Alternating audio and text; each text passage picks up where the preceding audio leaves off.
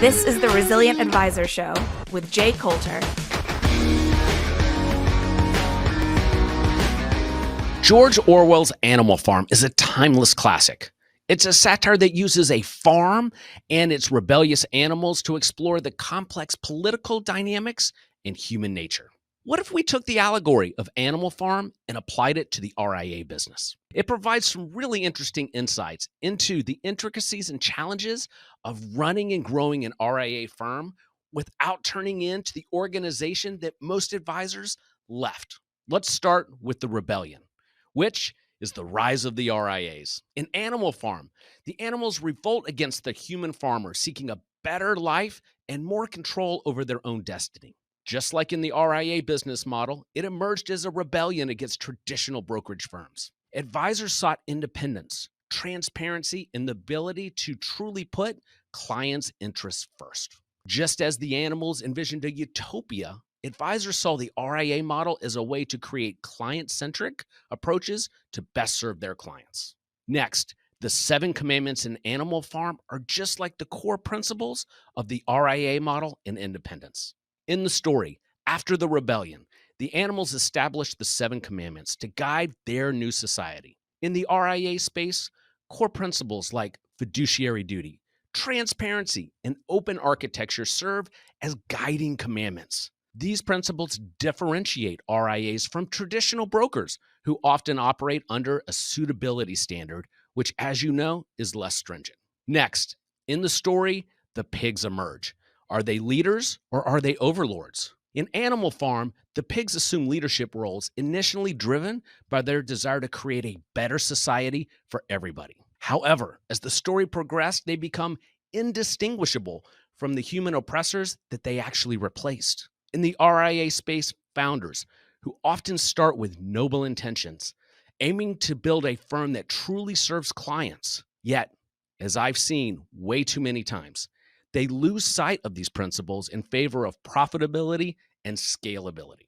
Next, in the story, we're presented with the character of Boxer the horse. This represents the dedicated financial advisor. Boxer, the hardworking horse in the story, represented dedication and loyalty that you look for and tireless work ethic from a financial advisor. In the story, Boxer met a tragic fate. His defining characteristics were his strength, dedication, and unwavering belief in the principles of animalism and the leadership of Napoleon, the pig, who eventually became the farm's dictator. Boxer's fate was sealed when he sustained a severe head injury while working on the windmill. He collapsed and was no longer able to work. The pigs, who become increasingly corrupt at this stage and very self-serving, promised to send Boxer to a veterinarian for treatment.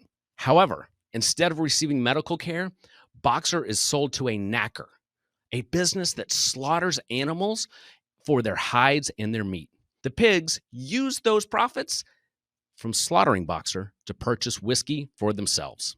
In the RIA space, this could be likened to the dedicated advisor who works long hours, cares deeply about their clients, and often puts their firm's success ahead of their own personal gain. If you as an advisor today have a Napoleon running your firm, be careful. You don't want to be sold to the slaughter. What that would look like for you are payout adjustments.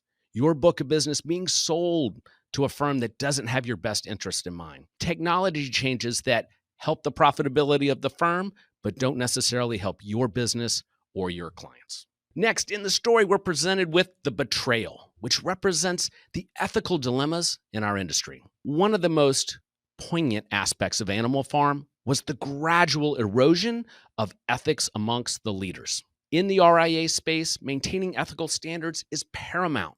Conflicts of interest are everywhere, from the pressure to meet financial targets of capital partners and the temptation to cut corners. They can lead to ethical compromises.